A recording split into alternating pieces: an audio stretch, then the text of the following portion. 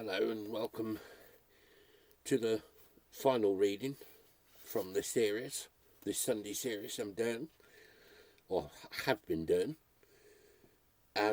We've concentrated on, well, this is the 1, 2, 3, 4, 5, 6, 7, 8, 9. This is the 11th chapter, the image of Christ, and the epilogue. This will be a fairly long reading, so bear with us. The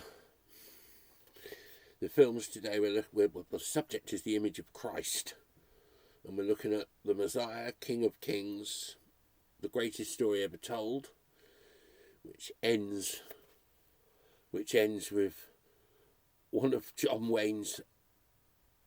He only says a few words. Surely this man was the Son of God. In his, what has to be his most stupidest role, as the centurion. And he said, I apologise, that was an appalling way to say it, but surely this man was the Son of God. I'm so used to seeing John Wayne as a cowboy in films like True Grit and Rooster Cogburn with is it Maureen? Not Maureen O'Hara. Catherine Hepburn. And I'm so used to seeing him as a soldier in The Longest Day, but here he is appearing as the centurion in the greatest story ever told. Then there's the Gospel according to St Matthew, Ben-Hur, which is one of the best films ever made. In fact, it's my favourite film. Barabbas and Akatona, if I pronounced that right. So, 136. This may take a little while. It's 46. 15 and a bit pages. So, the image of Christ, and from G.M. Hopkins' sonnet as kingfishers catch fire. Christ plays in 10,000 places, lovely in limbs, lovely in eyes, not his. A number of the films discussed in this book draw on ideas that occur in the Gospel narratives. While those ideas are not unique to the Gospels, since parallels can be found in the literature of Greece and Rome, as well as in the Old Testament, they are presented there in a vivid, almost supercharged way. Jesus' life still remains a source of inspiration for modern narrative, and, as we have seen, for the cinema. His crucifixion in Rome, Open City, resurrection in the Word, salvation in Pickpocket and Oh Brother Where Art Thou, martyrdom in the Passion of Joan of Arc, humility in Francis God's Jester, the imitation of Christ in Diary of a Country Priest. The makers of these films draw on the universality of the Gospels, unafraid to locate their stories in the modern world. We come now to consider how the cinema has treated the Gospel story itself. To start, take the specific event of the Sermon on the Mount, Jesus' speech recorded in Matthew's and Luke's Gospels, beginning, "Blessed are the poor. Blessed are the poor in spirit, for theirs is the kingdom of heaven." The words are the important part, not how it was done, nor what it looked like. Yet to show these things visually is to add a new dimension to the way they should be interpreted. The two evangelists specifically mention that Jesus addresses the speech to his disciples, which does not have to mean the narrow group of 12, but a small number is implied. And Matthew says that he went to the hills on seeing the crowds, as if to escape from them. So there are some visual clues. The prevailing tradition for illustrating this scene is the one that the Americans adopt, as if Jesus was addressing a great rally of people. King of Kings gives large weight to the episode, extending the Beatitudes seamlessly into an exposition by Jesus, just as Matthew does, in order to give it a centrality in the film. It lasts 15 minutes. It starts with many people gathering in the hilly, open country, rather as if they were coming to an open-air rock festival, like Glastonbury, for example. Jesus is alone under a tree, then rises at Peter's call, and while the music becomes diminuendo, he moves to the top of the slope and, lifting his arms wide, calls out, "Blessed are you who are poor." He then moves into the crowd, and the scene develops into a question and answer session, with the camera given close to Jesus as he answers questions from the floor. Give us a sign. When is the kingdom of God coming? What must I do to inherit eternal life? And so on, up to teach us to pray, which leads into the Our Father. There is a long flowing movement to the whole episode, underlined by Miklos Ross's heavy score. In the greatest story ever told, Christ's speaking of the Beatitudes takes place in the Glen Canyon National Park in Utah and lasts some 90 seconds. Jesus is at the top of a rocky outcrop, ringed neatly by his disciples in 2 groups of 6, while just below a large audience stands stock still, a revelation of an ordered heaven of believers.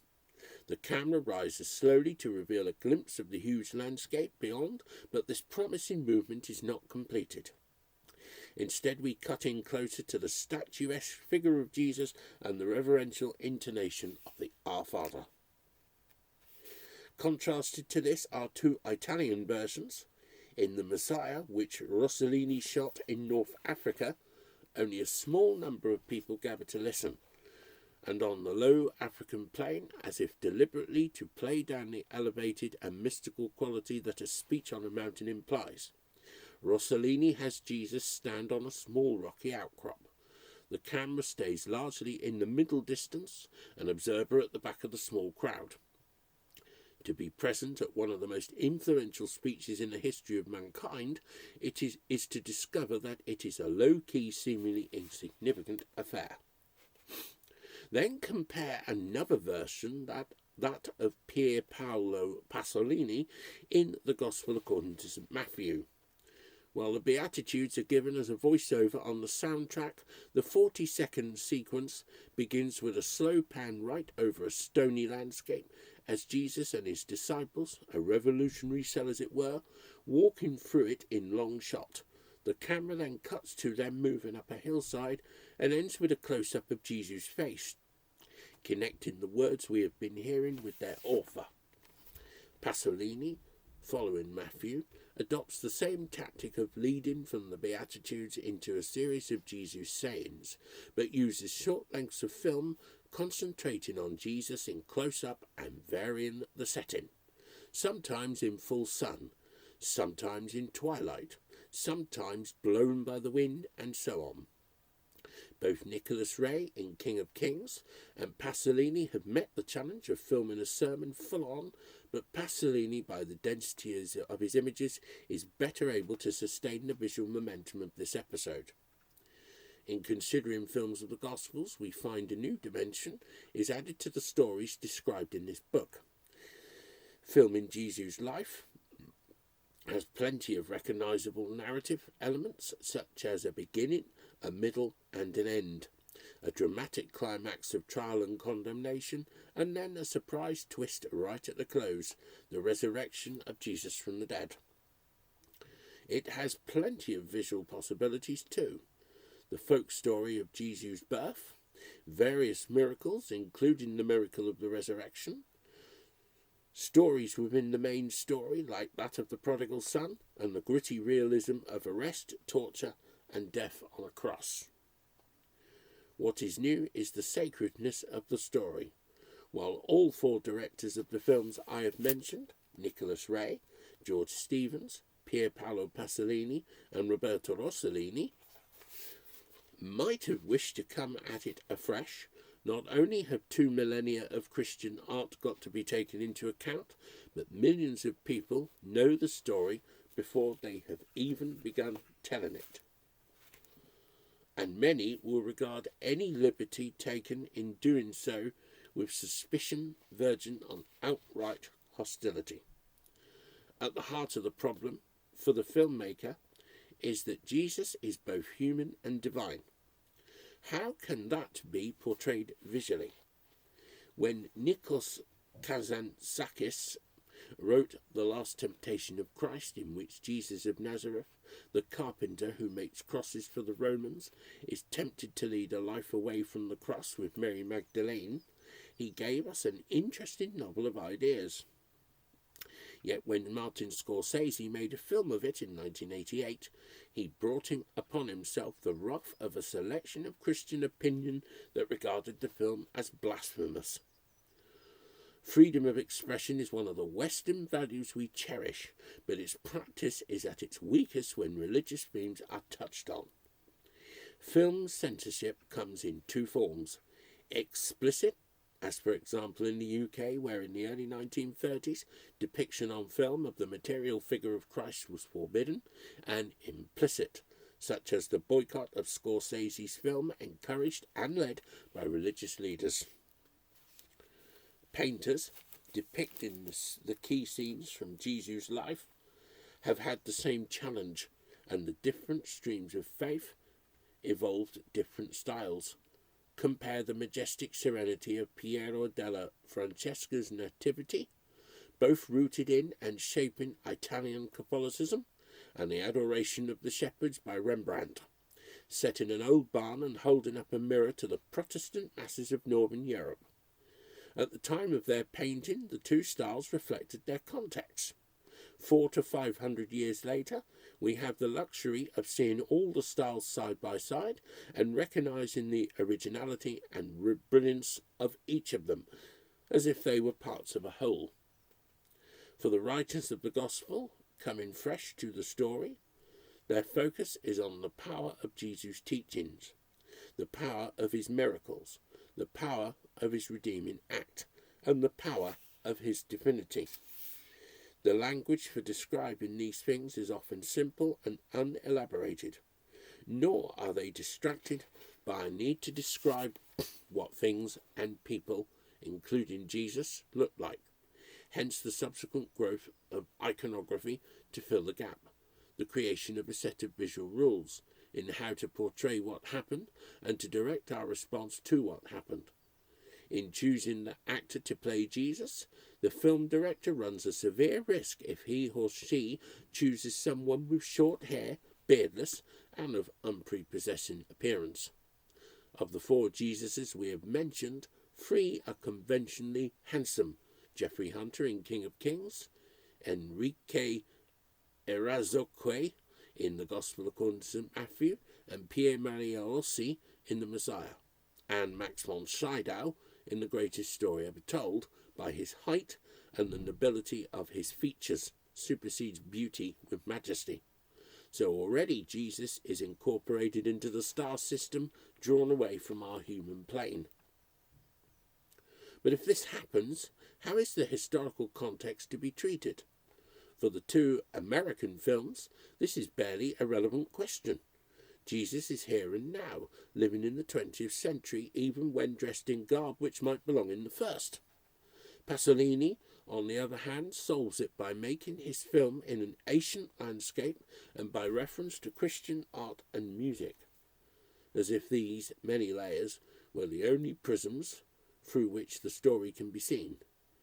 The 3 films enter the mythical plane, which the evangelists map out, at the expense of historical veracity. It is Rossellini who in particular seeks to engage with this latter aspect.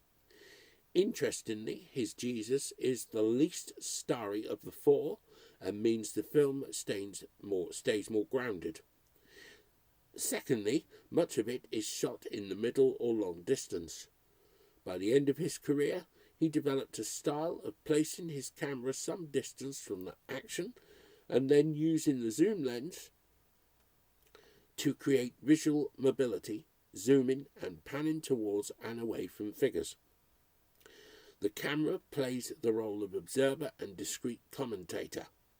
Thirdly, he is particularly taken with the teachings of the gospel.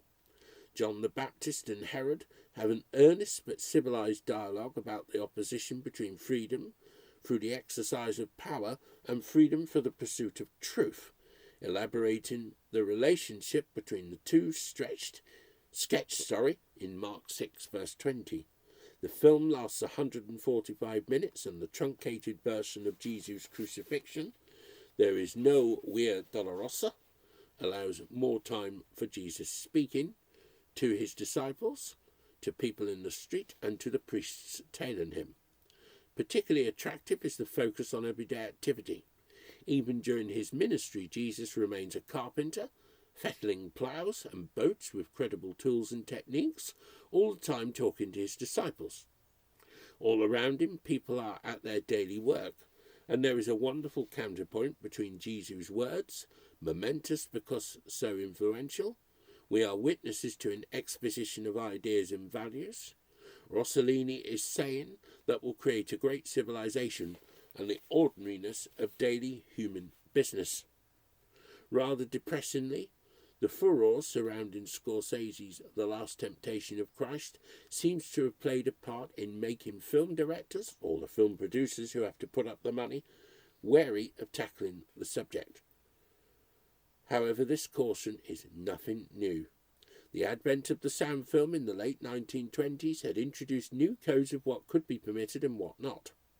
There was a notable version of the gospel story made in 1927 by Cecil B. DeMille, entitled The King of Kings, at a time when large-scale epic filmmaking was in vogue, and prior to that there had been at least 39 earlier versions of the Christ story.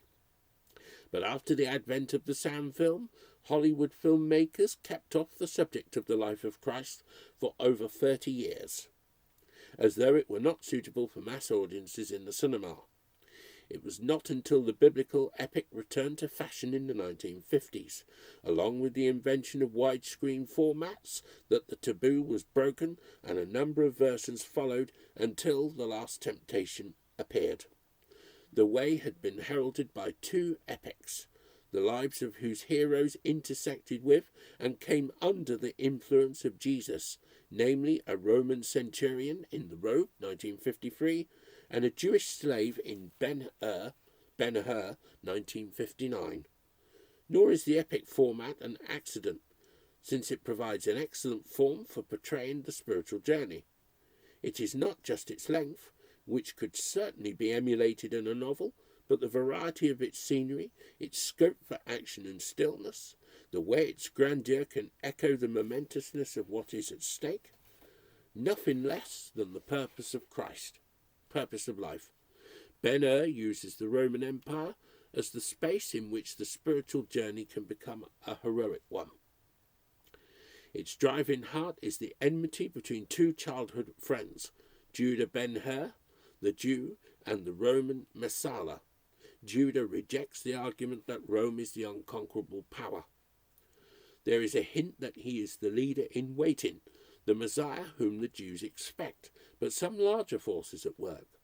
Throughout the narrative, the figure of Jesus is like a phantom hand-off screen, drawing the events of Judah's life towards the crucifixion on Calvary. The saving moment which heals his mother and sister from leprosy, and heals Judah from his enmity of what Messiah stands for. His Jewish family become Christian. This presence works because it is assumed that the audience can make the connection when Jesus is found to be absent from Joseph's workshop, when his hands are shown giving Judah a drink of water on his march into slavery, when Esther talks of the rabbi who preaches forgiveness. Jesus' figure derives divine power from the way his presence is hinted at rather than shown. When towards the end we do see a conventional Sermon on the Mount, Jesus in the far distance standing authoritatively before his audience, our imagination on which the film has played effectively up to this point is compromised. After Ben-Hur came a direct assault on the gospel story with King of Kings, whose title harks back to DeMille's 1927 film, as if to emphasise a continuity despite the 30-year gap. To direct it, the producer Samuel Bronston hired Nicholas Ray, notable up to that point for his ability to probe psychological depths in tough American males, such as Humphrey Bogart in A Lonely Place, Robert Ryan in On Dangerous Ground, Robert Mitchum in The Lusty Men, and James Dean in Rebel Without a Cause. Ray and his screenwriter Philip Yordan were faced with a problem. How do you give psychological depth to God incarnate, especially when he is to be played by the blue-eyed all-American Jeffrey Hunter?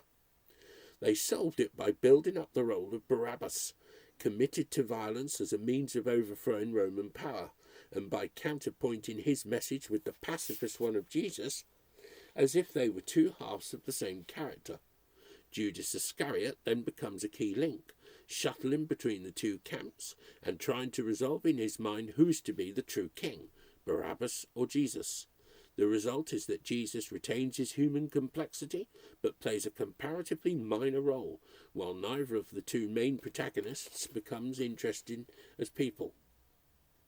In fact, it is the characters at the edge of the gospel story, like Judas, who can offer a dramatically fruitful way into it. At almost the same time as King of Kings was being made, the figure of Barabbas was being given even greater prominence in the filming of the distinguished novel Barabbas by the Swedish writer Per Lagerkvist, published in 1950. Lagerkvist, calling himself a believer without faith, a religious atheist, who shrewdly chose the figure of Barabbas to convey an intriguing form of religious doubt in its most literal form. Why should Jesus have died for me in my place? The story begins with the release of Barabbas, thief and murderer, in place of Jesus, and with his witnessing of the crucifixion. When he learns of Jesus' resurrection, he goes to find the disciples, Peter among them, to accuse them of stealing the body. Soon after, he is again arrested and sent to serve a sentence of hard labour in a sulphur mine. When the mine caves in, he manages to escape death once again and ends up in a gladiator school. His evasion of death at the hands of a sadistic gladiator leads the Emperor Nero to grant him his freedom, but after his release he is accused of taking part in the burning of Rome, meets Peter again in prison, and, finally accepting that Jesus was the Son of God, dies on the cross, thus exorcising the guilt that had been pursuing him. While the film is wooden as epic, particularly risible in its depiction of low-life Jerusalem, it has several virtues. It treats the scourging of Jesus in striking fashion, both musically and visually, and the scene is based on Christ after the flagellation by Velázquez, which is in the National Gallery in London, or was at the time of this book's production. The crucifixion was filmed during an actual eclipse of the sun, to brilliant effect, setting in motion a properly biblical theme running through the film of light and dark. There is a thrilling gladiatorial combat between Barabbas and his tormenting opponent, who is played to the hilt by Jack Palance, master of the sinister soundless laugh. Above all, the film is one of ideas. Barabbas is freed from death 4 times into the presence of brutishness, of suffering and of doubt, in short, into an absence of freedom. The film's true end is Barabbas lost in the catacombs of Rome, shouting, "Where am I? Show me the way!" The burning of Rome, Peter's homily to Barabbas, and then his crucifixion feel like an afterthought. Barabbas was the brainchild of Dino De Laurentiis, an Italian producer with a taste for epics. Witness Ulysses, War and Peace, Waterloo, even the Bible. Made in Rome with Italian technicians. Almost simultaneously, something else was taking place in Rome on a similar grand scale. The summoning by Pope John XXIII of the Second Vatican Council. In 1958, Pope Pius XII had died, and at the age of 77, Angelo Roncalli was elected in his place as John XXIII, apparently as a stopgap. Yet within 3 months he had summoned an ecumenical council to modernise the church and work for the reunion of Christendom. Although the council did not open until 1962, it was prepared for by the draft documents produced in Rome of a conservative nature and unofficially by public discussion and theological argument in print. It marked a wish by Catholics to engage with the modern world and how it should be shaped in an era of prosperity and growing technological change. One of the two texts to receive final approval in the second session of 1963 was that on the instruments of social communication, that is the press, radio and TV, but also the cinema. As it happens, this was one of the slightest documents to come from Vatican II, but the very recognition of the cinema as a modern means of expression with which the Catholic Church should engage was of some significance. Whether the calling of the Council, which seems unlikely, or some other impulse persuaded the Italian novelist, poet and filmmaker Pier Paolo Pasolini to consider filming one of the Gospels is not clear. Although preferring John's Gospel, he thought Matthew's would make the better film, and had embarked on a treatment during the shooting of Mamma Roma in 1962. But immediately after took an apparently contradictory step by filming a satire of Hollywood on Tiber, as the American involvement in Rome's Cinecittà Studios was nicknamed, particularly for making films shot in the ancient world. His 30-minute contribution to a compilation film called Orogopak was as follows. In the countryside near Rome, a film director is making a religious epic. During a break in filming The Crucifixion, Strachey, the actor playing one of the thieves crucified with Christ, finds a table of food prepared for the cast and crew. Fallen on it with the fervour of the hungry, Strachey devours an enormous quantity of ricotta cheese. When filming is resumed, he is lifted up on the cross where, overcome by indigestion, he dies. The release of the film brought down on Pasolini the wrath of the authorities. A charge was brought against him of vilifying the church, and he was given a 4-month suspended sentence only for the penalty to be quashed on appeal. As a Marxist, Pasolini might have been expected to react with some bitterness, yet he held a deep conviction that modern technocracy was in the process of destroying the human sense of the sacred. In fact, he was a religious atheist, if ever there was one. With friends on the Catholic left, and with everything made easier by the advent of John the 23rd, he picked up his treatment of Matthew's Gospel and set his mind to showing how a biblical epic really should be created. It was a feature of Vatican II that a tension existed between the official documents produced in Rome and the unofficial Catholic opinions being voiced elsewhere. Similarly, while the maker of La Ricotta tangles dramatically with the official Catholic Church, he not only takes an intense interest in what is being said by Catholics unofficially, but makes his own contribution to the debate, as dramatic as any, by resolving to film Matthew's Gospel. Released at the Venice Film Festival late in 1964, it astounded not only Italian communists that he should have embarked on such a project, but also audiences around the world with the intensity of its conviction. When Pope John called for aggiornamento, modernization, in the church, he might not have envisaged that almost within a year of his death. An Italian Marxist would make a religious masterpiece dedicated to his dear, joyful, familiar memory.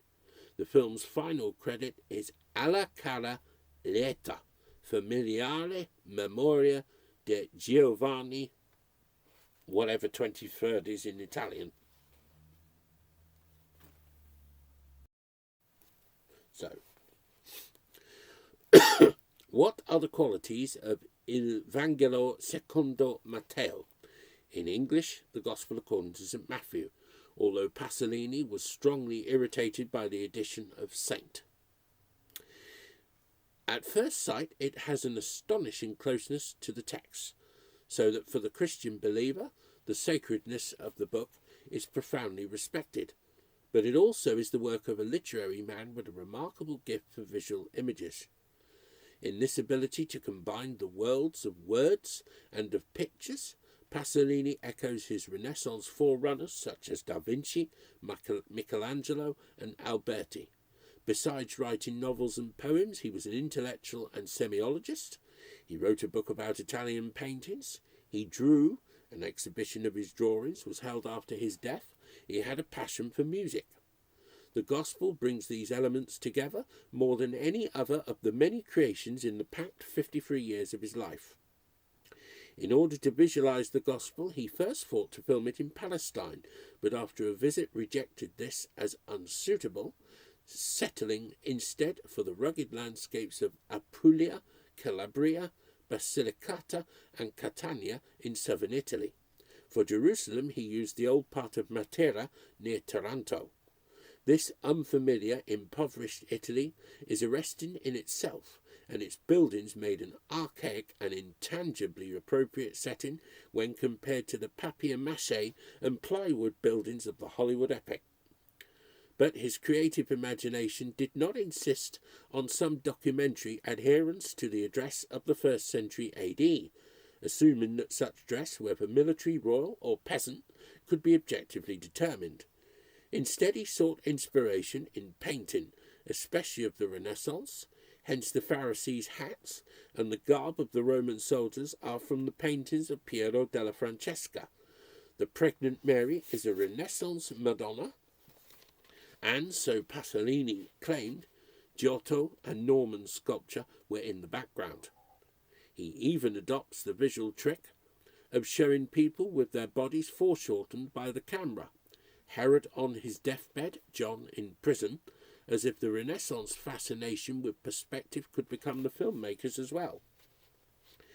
When the film appeared, its music aroused particular admiration in its variety and its use. The opening of Mozart's Dissonance Quartet for the healing of the leper, breaking into the Gloria from the Congolese Missa Luba as the miracle is achieved, the slide guitar of blues singer Leadbelly, whose stretched out notes exaggerate the shuffling gait of the cripple as he approaches Jesus, for the Massacre of the Innocents, Prokofiev's stabbing music for the film Alexander Nevsky, a grave Negro spiritual to solemnize the Nativity. Bach is particularly favoured, including Webern's arrangement for chamber orchestra of the Ricercare from the musical Offering. Pasolini makes explicit use of Bach's St. Matthew Passion. An orchestral version of the chorus Wir setzen uns mit Tränen nieder is used not just at the end as it is in Bach's Passion, but at other points as well.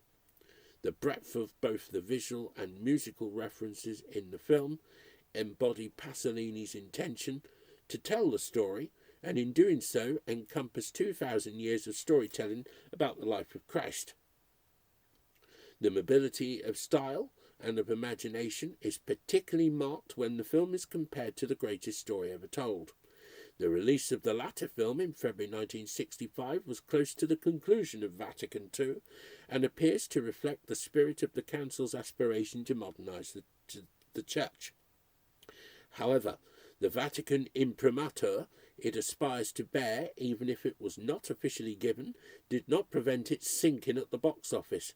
Having cost $20 million to make, it only grossed $8 million. Its tone of reverence causes it virtually to freeze, so that its clunking length of 225 minutes, that's an hour, that's 3 hours 45 minutes. 90, 200, 210, 210, yes, derives mainly from the paralysis of actors and of camera before the drama.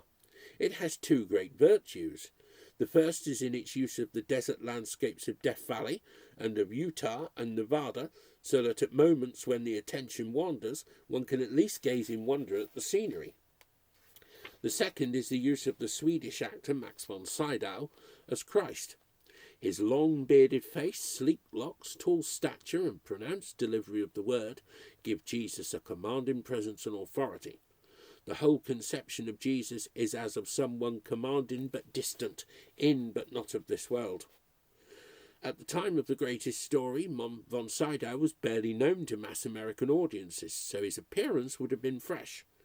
Yet even in this respect, Pasolini's film produces a remarkable trump card. Looking for an intellectual in a world of the poor available for revolution, Pasolini had considered both the Russian poet Yevgeny Yevtushenko and the American beat writer Jack Kerouac for the role, and then discarded the idea. Indeed, he had spent almost a year looking for the right person when a Catalan student, Enrique Arazoqui, coming by chance to see him, found himself cast in the role. He seemed to correspond exactly to the picture which I had had in my mind for several months, said Pasolini afterwards. Under his direction, Arazoqui's contribution is an important part of the film's success. He brings no baggage of previous films to the role, nor indeed of subsequent ones, because he never made another film, and fitted perfectly into the long tradition of how Jesus has been portrayed visually, Pasolini being faithful to Christian iconography, as well as to the text of the Gospel. While von Sydow's face is another static element of a static film, Pasolini manages to vary Arazoqui's face throughout the length of the Gospel by using direct sunlight through chiaroscuro, through lighting the face at night. Strikingly, in Gethsemane, he uses a special lens to give the face sweating in agony an elongated El Greco look. All Pasolini's actors are non-professionals, either faces taken from the street or literary friends. This is quite deliberate. Nowhere was his atheism more religious than when revering the sacred that he professed to find in landscapes, in objects, or in the way in which one person looks at another. He particularly links this idea with the peasantry, which he claimed was the class best placed to serve as the vehicle of revolution. It was in the nature of peasant civilizations, untouched by technological or indeed intellectual civilization, to take nature and people at their face value, not to find nature natural. Pasolini did not therefore approach the story of Jesus in a neutral manner, but as a vehicle for his own stories, his own ideas. On closer inspection, the Gospel is a tendentious version of Matthew, just as Matthew's had been of his original source. While there is fidelity to much of the text, his choice of what not to use is important for an understanding of his approach. Some teachings are omitted, such as chapter 19 on marriage. Several key parables do not appear, for example, the ungrateful servant, chapter 18, verses 23 to 35, the vineyard, chapter 20, verses 1 to 16, the wedding feast, chapter 22, verses 1 to 14. The sending forth of the disciples is glossed over. While some of the healing miracles get in, Pasolini argued for their subjective reality, some do not. The Gadarene swine episode was filmed but rejected as being too horrible. In particular, the Transfiguration in chapter 17, verses 1 to 8, is jettisoned on the grounds that it showed Jesus' divine transcendence, which was too much for Pasolini's atheism. Curiously, his account of the crucifixion chapter, in 27, is garbled. The flagellation is omitted. There is no casting of lots for Jesus' garments, no nailing up of "This is Jesus, the King of the Jews," no mockers, no resurrection of the bodies of the saints which slept in verse 52, no centurion saying, "Truly this was the Son of God," unlike in The Greatest Story Ever Told. All of which offer opportunities to the visual imagination. Instead, Pasolini latches onto verses 55 and 56 of chapter 27. A number of women were also present, watching from a distance. Among them were Mary of Magdala, Mary the mother of James and Joseph, and the mother of the sons of Zebedee. That's from the Revised English Bible. This becomes an excuse for this group to be witnesses at nearly all stages of Jesus' trial and crucifixion. As he is being stripped prior to nailing to the cross, a woman pushes forward to dab his face. Canonical not to the Gospel, but to the Catholic tradition of the Veronica. Central to the group are two figures from John's Gospel, not mentioned in Matthew, that of Jesus' mother Mary, falling again and again in grief in a filmic version of the Mater Dolorosa and the disciple whom Jesus loved. What is more, the old Mary is played by Susanna Pasolini, Pier Paolo's mother. And it may not be fanciful to discern a touch of autobiography in the film. In the uncomprehending but loving sight of his mother, he plays the prophet seeking a kingdom of the sacred and being crucified for it. Pasolini will remain fascinating to later generations for the extraordinariness of his life and the variety of his achievements. His other films fall into different categories, but one unexpected link to the gospel can be made. His first film, Acatone, 1961, based on his novel Una Vita Violenta, is a vivid depiction of low-life Rome. Acatone, if I pronounced that wrong, I do apologise, which is Italian for scrounger, is a pimp and petty thief living from day to day on what his prostitute can earn for him, and, when he is desperate, from stealing. Remarking that he who trusts in Providence will never starve, he has a group of friends who are fellow pimps and thieves, all male. He lives among the most marginalised slum dwellers between city and country, and outcast from his relations. The sight of a funeral procession fascinates him, as though it offered a premonition of his own death. When he is killed in an accident at the end, he lies in the road and says, "Ah, molto bene. I'm fine now," as if to say, it is finished. There are clear parallels here with Pasolini's version of the gospel story. Jesus lives and works among the very poor, attended by a small group of male disciples. His teaching in Matthew about the family is unequivocal. A man will find his enemies under his own roof, chapter 10, verse 36 in the REB. And it is to a disciple seeking leave to bury his father that Jesus says, let the dead bury their dead, chapter 8, verses 21 and 22. And I think that's from the authorised version, because in the previous verse it was stated that it was from the REB. Like Acatone, Jesus and his disciples live from day to day between city and country.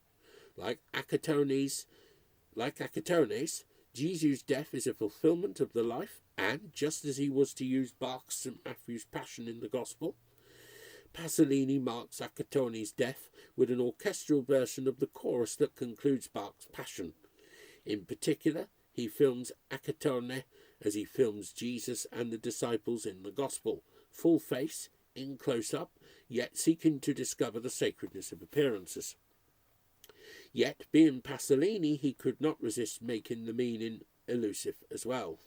The denouement of Acatone's arrest and death is filmed with that Italian mixture of realism and operatic force, and to depict the crash.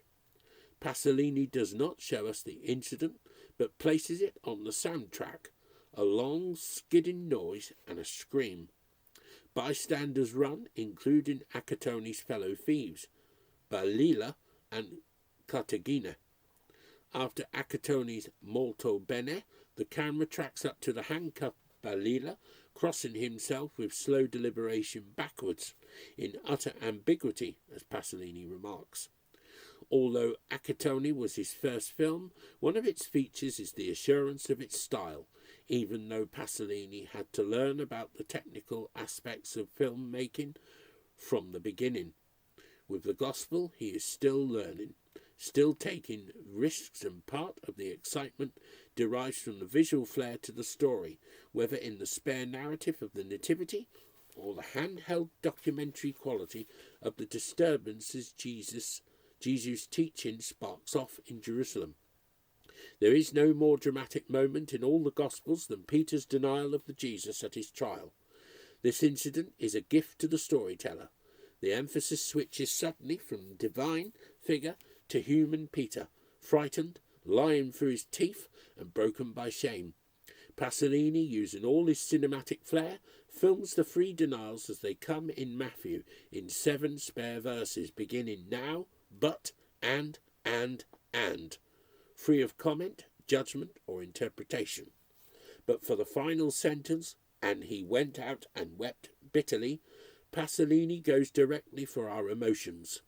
In order to create the necessary mood, he shamelessly uses the orchestral introduction to Erbarme dich from Bach's St. Matthew Passion, the plangent lament seeking mercy from God that follows the evangelist's account of Peter's denial. To match this music, the camera work is virtuosic. It films Peter from the rear, walking quickly away from his tormentors down a narrow street of cobbles, but as he does so the shots lengthen, like a musical rallentando, as it were, and when he comes to a halt, the camera rests on his back, the cinematic equivalent of a musical pause. There is a hint of suspense as to what will happen next. When the film cuts to a frontal view of Peter, his face in close-up now is crushed in tears. He sinks to his knees and slumps among weeds and stones at the foot of the wall, while the camera pulls back. What is the effect? Is it to convey our revulsion at what has happened, our recoil in horror? The shot is complex enough to include this idea, but its chief effect is to shrink the human Peter so that he seems more abject still. As we reach out to him emotionally, the camera pulls us away. The mind of the filmmaker both draws and prevents us, embodying not just our confusion, but his own natural humanism as well. So I conclude the book with the epilogue, chapter 13 in the book, from Thomas Aquinas, translated by J.M. Neal, John Mason Neal that is, the hymn of the glorious body telling, "Types and shadows have their endings, for the newer right is here." The central incidents of the gospel story were endlessly reworked in medieval and Renaissance painting, and a clutch of films from the 20th century picks up the challenge of putting this narrative onto film, with images and words experienced in time. There could have been more. The most notable casualty of the failure was to secure financial backing for his version of the life of Jesus was Carl Dreyer, who wrote a film script in 1949-50 but could not find a producer. He felt sufficiently strongly about it to create a version of the script that was published in 1968, the year that he died. In fact, Dreyer had already partially tackled the subject in one of his final silent films, Leaves from Satan's Book, made in 1919 to 1921. The film opens with an injunction from God to Satan after his fall to go out and tempt mankind, a beginning reminiscent of the wager between God and Satan in the opening chapters of the book of Job, and only if he is resisted will he receive a reduction in his sentence. The film is in 4 parts, set in the time of Christ, of the Spanish Inquisition, of the French Revolution, and in Finland in 1918. In the first 3 episodes, Satan's temptations all succeed, and only in the last one does he fail when he is resisted by a woman in order to save her husband.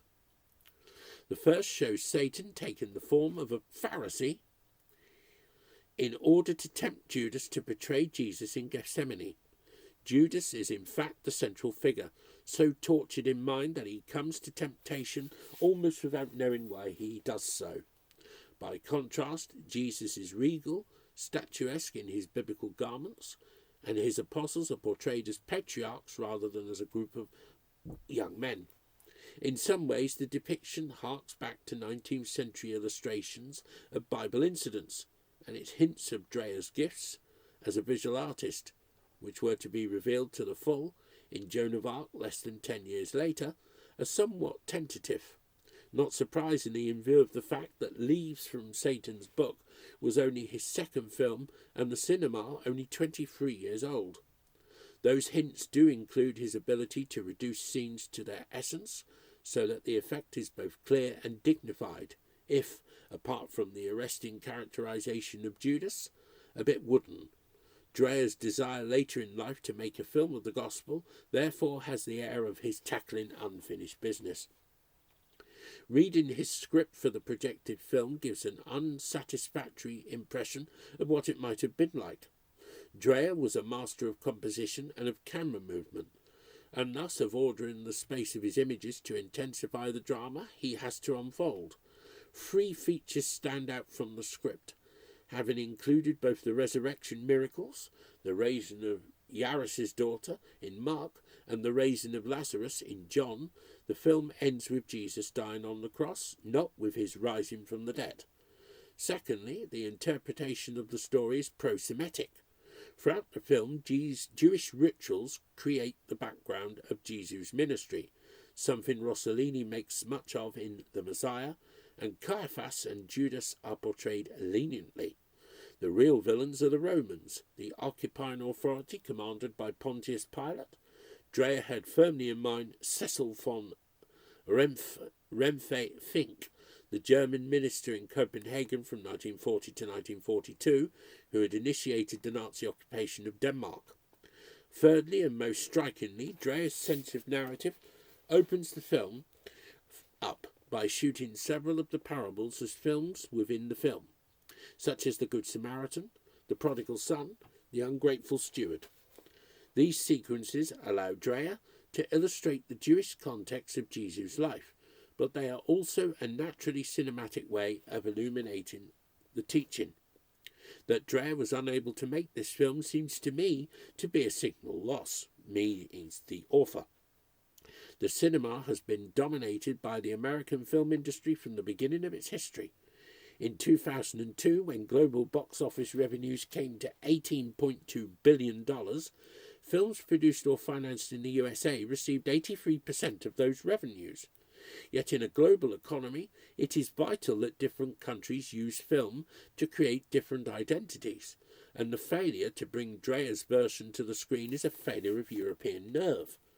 2 of Italy's versions of the Gospel according to St. Matthew and the Messiah, make a marked counterpoint to those of Hollywood, and there can be no doubt that Dreyer's would have done so as well. This book has focused on a number of telling moments from films by a handful of filmmakers.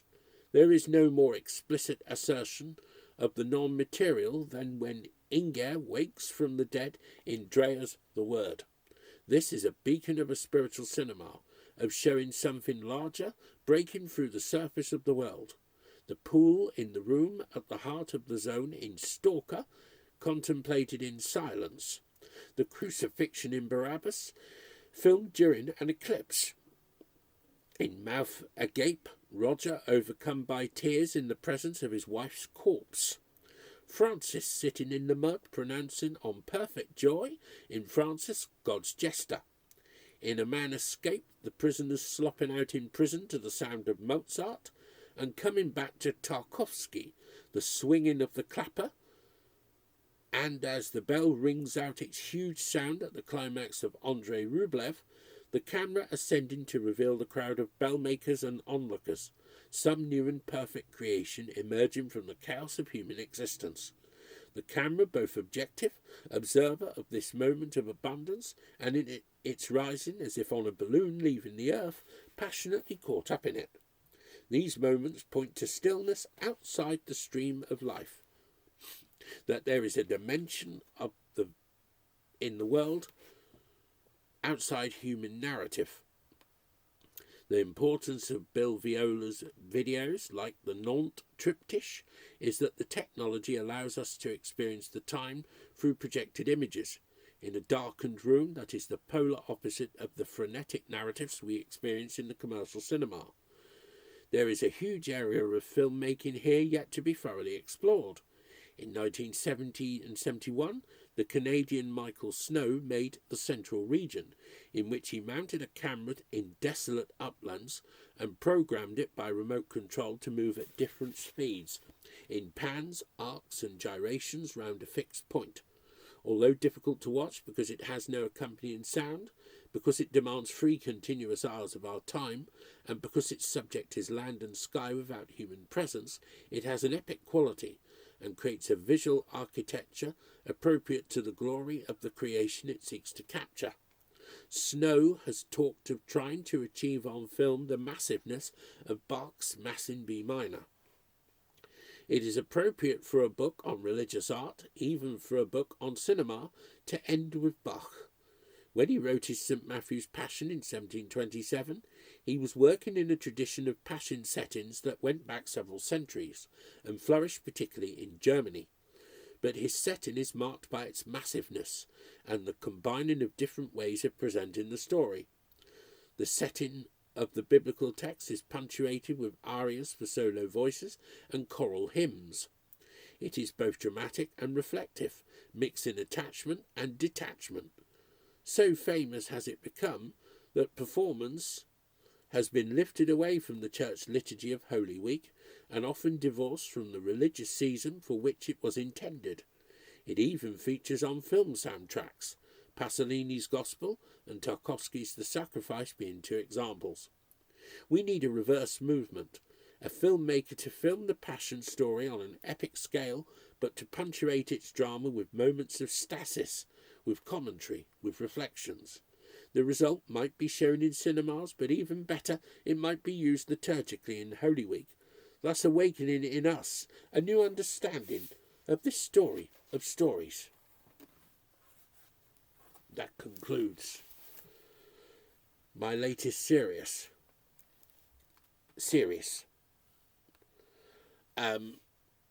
What I'm going to do next, I do not know.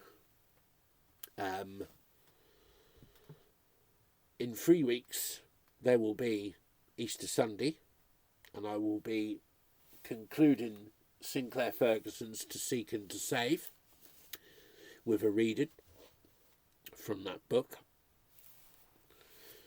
But I don't know whether to do a 2-part series and then go on to a new series for the week, for the Sunday after the week of after Easter Sunday, Resurrection Sunday, or do I start the new series next week, have a break of a week for Easter Sunday, and then go back to it? I don't know. I have seen several books that I could read. I had an idea of doing a biography of John Wesley, the founder of the Methodists. But I did have an idea of maybe doing a John Blanchard book or something very similar. But I'm not sure at the moment. But until then, as always, may God bless you all. Amen.